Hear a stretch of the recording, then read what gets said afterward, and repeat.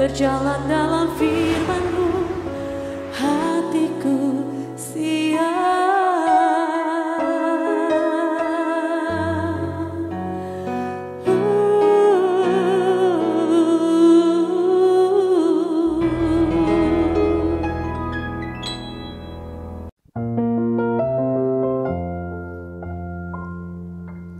Salam God Lover yang dikasih oleh Tuhan Yesus Kristus. Senang boleh kembali bersama-sama kembali dalam program Raise and God malam hari ini. Kita akan memberi waktu terbaik kita untuk menghampiri tata kasih karunia Tuhan, menikmati hadirat Tuhan. Percayalah ketika hadirat Tuhan memenuhi hidup kita, maka kita akan mengalami kelegaan. Hati kita menjadi tenang, pikiran kita menjadi tenang. Kita bisa beristirahat walaupun kita sedang mengalami berbagai pergumulan yang belum terselesaikan. Apapun keadaanmu saat ini, mari kita hampiri Dia.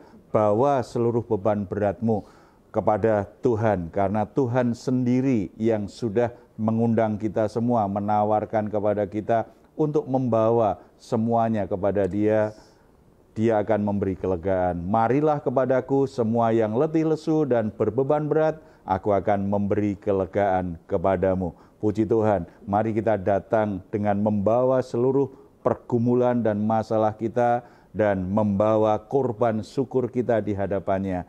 Dia layak untuk mendapatkan yang terbaik dari hidup kita. Kita bersatu dalam doa. Bapa di surga, saat ini kami membawa semua beban berat hidup kami, semua permasalahan hidup kami, karena kami sangat percaya Engkau adalah Tuhan yang layak kami percayai. Engkau adalah Tuhan yang perkasa, yang berkuasa untuk menolong kami. Engkau satu-satunya pribadi yang tidak pernah mengecewakan kami. Kami sangat percaya janji-Mu, sangat percaya firman-Mu, bahwa Tuhanlah sumber kehidupan yang memberi kami kelegaan, sukacita di hati. Bahkan ketika kami mengalami situasi yang sangat berat, Tuhan tetap memberi kami kelegaan, memberi kami ketenangan menjalaninya. Dalam hadirat-Mu kami akan menemukan kekuatan yang baru untuk bisa melewati semua perjalanan berat yang saat ini sedang terjadi dalam hidup kami. Dalam hadirat-Mu kami akan melihat hikmat Tuhan, mengerti hikmat Tuhan, menemukan jalan keluar yang terbaik Tuhan. Kami juga membawa korban syukur kami di hadapan-Mu. Terimalah pujian, penyembahan lewat doa, nyanyian, dan hati yang sungguh-sungguh terangkat kepadamu Bapa. Dalam nama Tuhan Yesus kami berdoa. Amin. Terima kasih Yesus, kami bersyukur Tuhan Yesus. Ku mau selalu bersyukur kepadamu Tuhan, anugerah-Mu mempesonaku, selalu dan selalu Kau angkat hatiku, Kau membuatku berharga di mata-Mu. Oh, Tuhan, Kau sungguh besar, karya-Mu sungguh ajaib, tiada hentinya ku mengagumi, sungguh Kau ajaib. Ku mau selalu bersyukur kepadamu Tuhan, anugerah-Mu mempesonaku, selalu dan selalu Kau angkat hatiku, Kau membuatku berharga di mata-Mu. Ku mau selalu bersyukur kepadamu Tuhan, anugerah-Mu mempesonaku,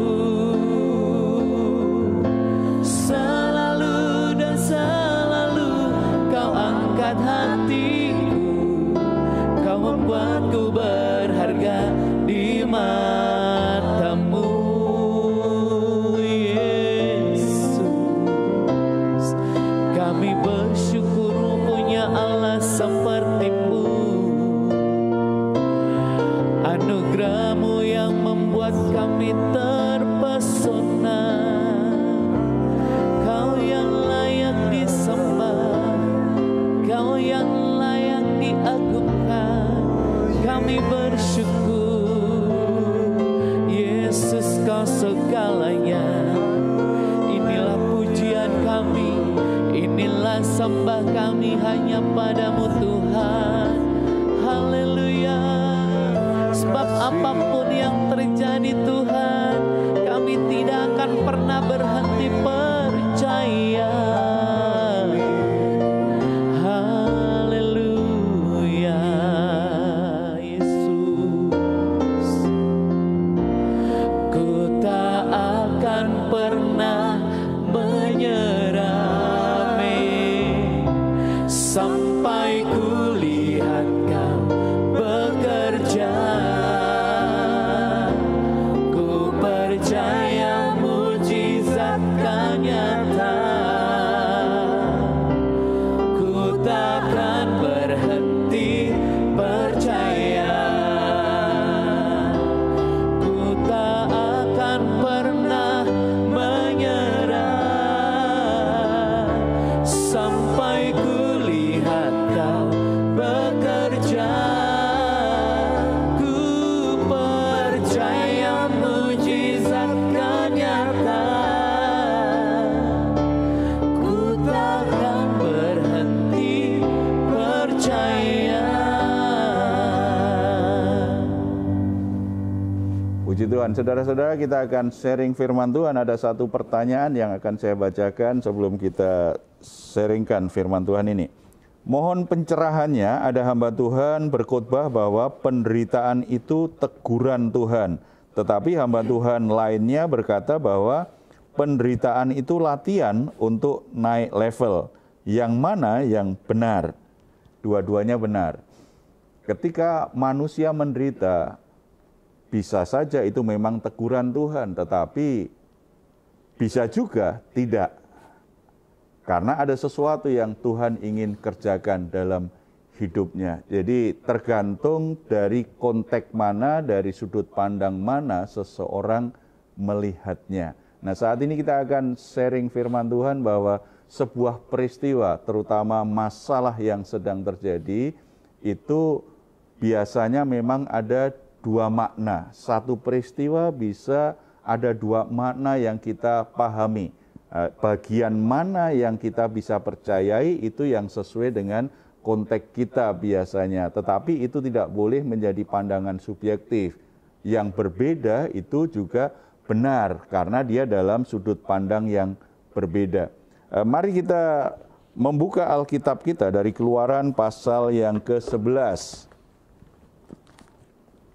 Keluaran pasal 11, kalau kita melihat ayat 1-10, kita dapat gambaran bagaimana satu peristiwa, yaitu tulah yang diturunkan Tuhan di Mesir, itu punya dua makna. Bagi orang Mesir, itu berbeda dengan bagi orang Israel. Satu peristiwa, dan itu masalah yang sangat besar sekali, tetapi bagi orang Mesir melihatnya berbeda, orang Israel juga melihatnya berbeda, karena mereka dalam posisi, dalam keadaan yang berbeda dalam konteks tulah yang terjadi itu. Bagi orang Mesir, tulah itu berarti seperti apa? Kalau kita baca ayat 4-6, berkatalah Musa, beginilah firman Tuhan pada waktu tengah malam, aku akan berjalan dari tengah-tengah Mesir, maka tiap-tiap anak sulung di tanah Mesir akan mati, dari anak sulung Firaun yang duduk di tahtanya sampai kepada anak sulung budak perempuan yang menghadapi batu kilangan, juga segala anak sulung hewan. Dan seruan yang hebat akan terjadi di seluruh tanah Mesir, seperti yang belum pernah terjadi, seperti yang tidak akan ada lagi. Saudara-saudara, bagi orang Mesir, tulah itu berarti sebuah penderitaan yang dijatuhkan Tuhan atas hidup mereka, sebuah kesedihan, sebuah penderitaan, sebuah tragedi nasional yang luar biasa, karena ada banyak ibu yang menjerit, menangis, anak sulungnya meninggal. Ada ayah yang kehilangan anak sulung yang dibanggakannya. Rumah-rumah orang Mesir penuh dengan tangisan karena apa? Karena semua anak sulung laki-laki dalam waktu sekejap semuanya mati. Sebuah penderitaan yang luar biasa. Tuhan perlihatkan kepada orang Mesir bahwa Dia lebih berkuasa.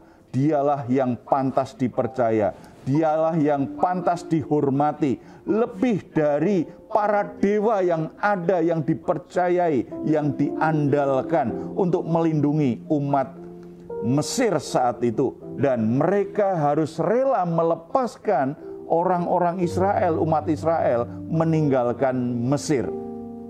Bagi orang Mesir, itulah bicara tentang penderitaan, bicara tentang situasi yang menimbulkan tragedi luar biasa dalam negeri mereka, karena semua anak sulung laki-laki mati dalam waktu sekejap. Sesuatu yang sangat menyedihkan sekali. Bagi rakyat ternyata menghadapi situasi itu, mereka lebih lembut hati. Sayangnya, Raja Firaun tetap mengeraskan hati.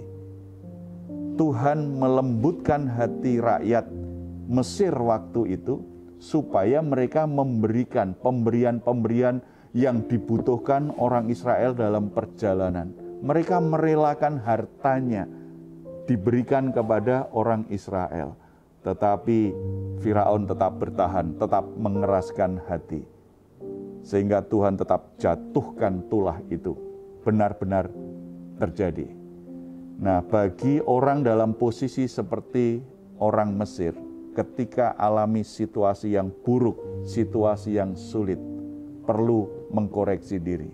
Ya, mungkin aku terlalu mengeraskan hati. Aku terlalu melawan Tuhan. Aku menuruti keinginanku sendiri, mengikuti jalan-jalan hidupku sendiri. Aku sudah meninggalkan Tuhan. Biarlah ketika kita alami sebuah penderitaan, kita mengkoreksi diri sendiri. Apa yang harus berubah dari hidupku? Apa yang harus aku perbaiki dari hidupku? Apa yang aku pertahankan dari diriku sehingga aku tidak rela menyerahkannya kepada Tuhan. Saya ketemu banyak orang yang bertahan dengan ambisi pribadinya sehingga hidupnya sangat menderita. Ketika di sebuah retreat, anak muda, Tuhan panggil dia. Dan dia berkata, aku dengar Tuhan bicara dengan lembut di hatiku. Aku akan pakai engkau. Engkau harus mau berikan masa mudaku kepadaku. Tetapi dia bertahan. Tuhan, aku tidak mau. Sebab aku ingin menjalani masa mudaku seperti impianku, seperti cita-citaku. Saudara-saudara, dia akhirnya tidak mau mengikuti panggilan Tuhan. Dia merantau, dia sekolah, dia merantau. Ternyata di perantauan dia jatuh sakit. Semua upaya yang dilakukan itu tidak membuat dia menjadi sembuh. Akhirnya dia sadar, mungkin karena saya lari dari panggilan Tuhan. Apakah karena hal ini? Akhirnya dia mulai menjawab, ya Tuhan, saya akan menyerahkan hidupku. Aku akan lepaskan semua cita-cita masa mudaku, semua ambisi pribadiku, dan apapun yang Tuhan mau pakai dari hidupku, aku berserah kepadamu.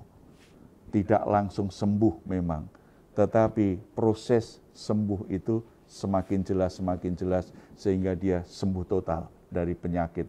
Dan akhirnya dia masuk sekolah teologi. Setelah itu dia serahkan hidupnya jadi hamba Tuhan sepenuhnya.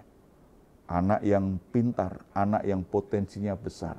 Dan orang tuanya berharap setidaknya kalau dia bekerja, apalagi jadi pengusaha, itu bisa menolong kebutuhan ekonomi keluarganya. Tetapi ternyata dia serahkan hidup kepada Tuhan, masuk sekolah teologi, selesai dia pelayanan justru di desa, berarti boro-boro bisa membantu keuangan orang tua. Tidak memberatkan orang tuanya sudah bersyukur. Kadangkala dalam hidup kita, Tuhan ingatkan kita dengan sesuatu. Dalam pengertian atau pandangan kita sebagai manusia, itu sesuatu yang buruk. Bisa penyakit, bisa masalah, bisa ada yang lain, banyak hal gitu ya. Kita perlu, hal pertama ini kita perlu ingat. Tuhan sedang ingatkan aku apa ya? Tuhan sedang tegur aku apa ya? Atau aku sudah berjanji kepada Tuhan tetapi aku sudah lupa dengan janjiku. Atau benar-benar kita sedang ada di jalan orang berdosa. Tuhan sedang mengizinkan sebuah penderitaan mendatangi kita. Supaya kita benar-benar alami koreksi yang keras, disiplin yang keras, kita kembali ke jalannya. Jangan keraskan hati. Jangan seperti Firaun yang mengeraskan hati. Tetapi belajar dari orang Mesir, mereka akhirnya mau berikan apa yang mereka miliki kepada orang Israel. Artinya apa? Berikan hidupmu kepada Tuhan. Apa yang selama ini saudara pertahankan karena saudara ingin menjalani hidupmu sendiri, serahkan kepada Tuhan. Itu bagian dari kita ingin memperbaiki hidup kita dalam jalan Tuhan. Dan yang kedua kita lihat dari sisi orang Israel, itu berbeda. Dari sisi orang Israel, ketika tulah didatangkan, itu sebuah penegasan kepada umat Israel. Yang pertama, Tuhan itu sungguh-sungguh melindungi mereka. Tuhan membela mereka. Ketika mereka dalam keadaan yang begitu hancur hidupnya dan tidak punya masa depan, karena mereka harus sibuk bekerja paksa, jadi pekerja rodi, mereka diperbudak sedemikian rupa, mereka tidak punya masa depan. Ketika Tuhan memberikan tulah, menurunkan tulah atas Mesir, itu menunjukkan Tuhan sedang membela mereka.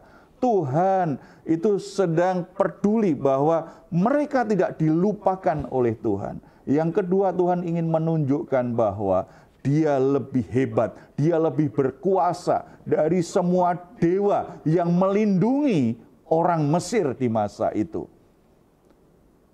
Tuhan yang membela, Tuhan yang lebih perkasa, itulah yang sudah memanggil mereka untuk keluar dari tanah Mesir menuju tanah perjanjian, tanah yang sudah disiapkan Tuhan untuk keturunan Abraham, Ishak dan Yakub. Tuhan ingin menegaskan hal itu lewat peristiwa yang luar biasa itu. Padahal peristiwanya kan sama, tulah yang datang. Tetapi orang Mesir anaknya mati, orang Israel anaknya enggak mati. Tetapi apakah orang Israel setelah itu ada alasan, syukur anakmu mati, hanya sekedar mengejek orang Mesir? Tidak. Itu menyadarkan mereka, kalau mereka juga bersikap seperti orang Mesir, berarti Tuhan tidak akan sayang-sayang untuk bertindak keras. Tuh artinya kedaulatan Tuhan itu sungguh nyata dalam hidup setiap orang. Ini mengingatkan kita, kalau saat ini kita sudah melewati pandemi COVID-19, semua sudah dalam kondisi mulai normal. Ada banyak orang-orang yang meninggal karena COVID-19. Lalu kita nggak kena. Apakah berarti kita lebih hebat dari orang lain? Enggak. Itu hanya membuktikan Tuhan melindungimu karena kondisi dalam konteks tertentu. Memang kita mesti dilindungi oleh Tuhan. Bukan berarti kita lebih baik dari orang lain. Tidak. Itu patut disyukuri. Itu mestinya membuat kita semakin mengasihi Tuhan. Membuat kita semakin mendedikasikan, semakin mengabdikan hidup kita kepada Tuhan. Tetapi kalau ada yang sahabat kita, saudara kita kena COVID bahkan sampai meninggal, bukan berarti harus dihakimi.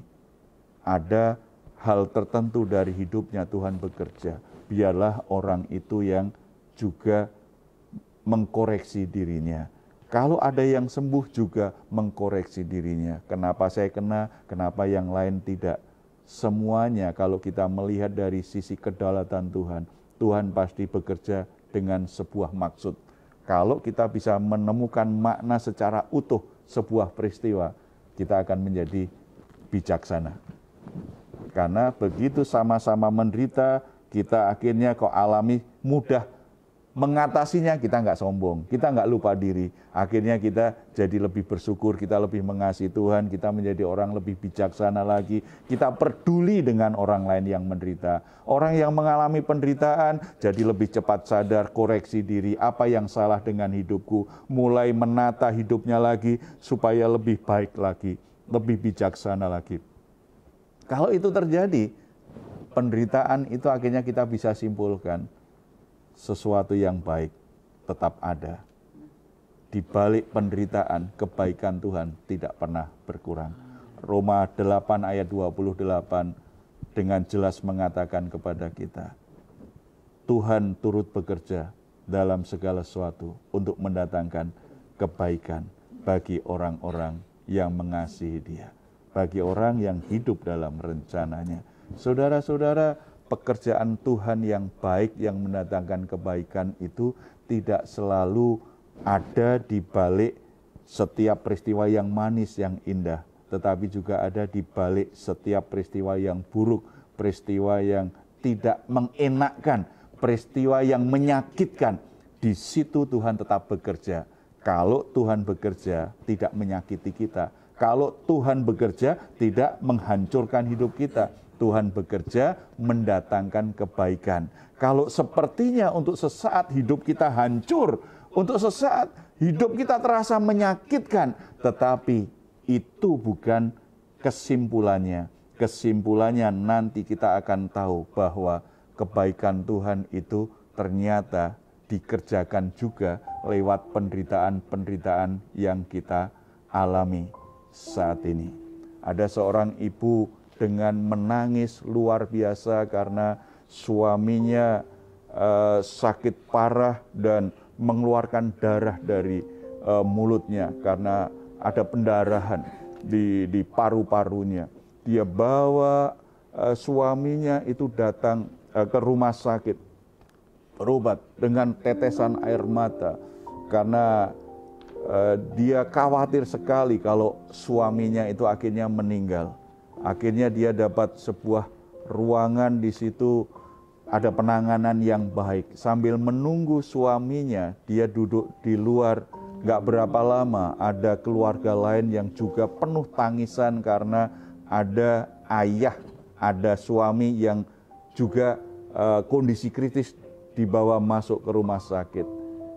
Kondisi suami ibu itu semakin membaik, cepat tertangani dengan baik. Tetapi kondisi dari suami dan ayah dari keluarga yang mengantar berikutnya itu semakin kritis. Mereka terus menangis, mereka terus sedih. Ketika melihat suaminya semakin membaik walaupun tidak langsung sembuh, ibu tadi menjadi lebih tenang. Akhirnya dia duduk di luar ruangan UGD itu dan mulai ngobrol dengan keluarga yang penuh kekhawatiran, mencemaskan orang tua yang ada di dalam itu. Dalam obrolan itu mulai masuklah hati ibu itu tergerak dengan belas kasihan Tuhan.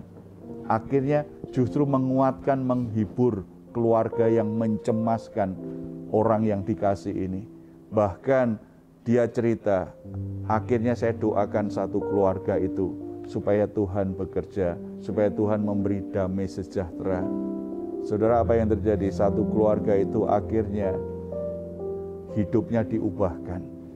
Mereka ternyata selama ini sudah meninggalkan Tuhan. Lewat perjumpaan yang tidak terduga, perjumpaan yang sama-sama menyedihkan di rumah sakit, yang satu memaknai dengan cara yang berbeda sekarang. Tuhan izinkan suami saya itu sakit sementara tapi cepat tertangani karena sebenarnya Tuhan sedang kirim saya untuk berjumpa satu keluarga yang sudah terhilang dari Tuhan. Ketika dia memaknai itu, ingat peristiwa sakit suaminya yang ada rasa bersyukur. Karena Tuhan sudah pakai dia jadi berkat bagi keluarga itu. Bagi keluarga itu juga akhirnya memaknainya. Awalnya itu sebuah duka cita, sebuah kecemasan. Tapi setelah itu juga ucapan syukur. Karena kalau aku tidak berjumpa dengan ibu itu, aku tidak lagi kenal Tuhan. Aku tidak ada lagi di jalan Tuhan. Oleh sebab itu, saudara-saudara, apapun yang sedang saudara alami saat ini, baik itu penderitaan, baik itu kisah-kisah yang baik, kisah-kisah yang mendatangkan sukacita, selalu ada dua makna. Mari kita lihat bagian mana kita sedang berada, diposisikan Tuhan saat ini. Jangan lagi kita hanya melihat sisi buruknya, sisi gelapnya, tetapi lihat juga sisi baik yang Tuhan sedang kerjakan dalam hidup kita. Mari kita bersatu dalam doa. Bapa di surga, kami ucap syukur karena setiap peristiwa yang terjadi dalam hidup kami, kebaikan Tuhan tidak pernah berhenti. Kebaikan Tuhan tidak pernah berubah dalam hidup kami. Untuk sesaat kadang-kadang kami menyesal, kami marah karena kami mencemaskan hidup kami, mencemaskan kondisi yang ada. Tetapi kami belajar ternyata ada kalanya di balik situasi yang mencemaskan, ternyata di situ pengharapan muncul. Di balik situasi yang begitu buruk, ternyata keindahan rencana Tuhan itu terjadi. Di balik duka cita, ternyata sukacita yang dari Tuhan itu juga ada. Beri kami hikmat untuk bisa membedakan setiap peristiwa, untuk bisa melihat setiap peristiwa dengan cara yang benar.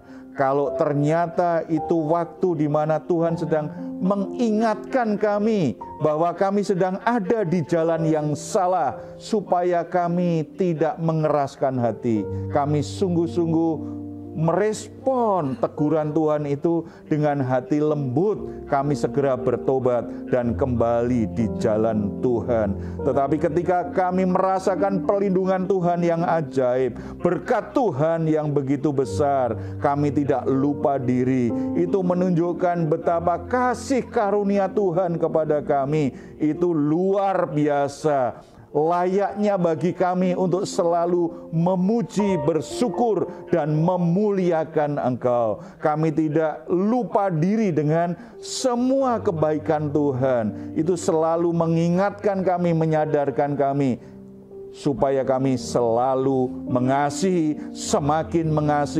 semakin setia, semakin mempersembahkan hidup kami bagi kemuliaan nama Tuhan Yesus Kristus. Bapa di surga, berkati saudara-saudara kami. Mereka bergumul dengan situasi sulit yang sedang mereka hadapi saat ini. Tetapi biarlah Roh Kudus memperlihatkan sisi yang benar di mana Tuhan sedang bekerja dalam hidup mereka. Mereka tidak terus mengeluh, tidak terus cemas, tetapi karena mereka bisa melihat sisi di mana Tuhan bekerja, maka pengharapan mereka kembali, sukacita mereka kembali, damai sejahtera mereka kembali. Tuhan, bekerjalah sesuai dengan caramu, bekerjalah sesuai dengan kedaulatanmu. Apapun yang terjadi, kami selalu percaya semua mendatangkan kebaikan dalam hidup kami bagi kemuliaan nama Tuhan. Dalam nama Tuhan Yesus kami berdoa. Amin. Puji Tuhan, saudara-saudara, jangan pernah berhenti untuk belajar memahami maksud Tuhan lewat setiap peristiwa yang sedang kita alami. Kalau saat ini saudara sedang bergumul dengan masalah-masalah rumah tangga, masalah pekerjaan, kesehatan, atau apapun juga, saudara membutuhkan sahabat doa, membutuhkan dukungan doa, silahkan menghubungi nomor telepon yang tertera di layar saudara. Tim doa kami akan mendukung saudara dalam doa. Tetap percaya, tetap berharap kepada Tuhan. Dia tidak pernah mengecewakan kita. Kalau saudara ingin memberikan komentar, silahkan menuliskannya di ruang komentar yang ada di channel Diaspora TV. Kami tunggu. Mazmur 4 ayat 8-9. Engkau telah memberikan sukacita kepadaku lebih banyak daripada mereka ketika mereka kelimpahan gandum dan anggur. Dengan tentram aku mau membaringkan diri, lalu segera tidur, sebab hanya Engkaulah ya Tuhan yang membiarkan aku diam dengan aman. Puji Tuhan, selamat malam, selamat beristirahat. Tuhan Yesus memberkati kita semuanya. Salam. Ku tak akan pernah menyerah.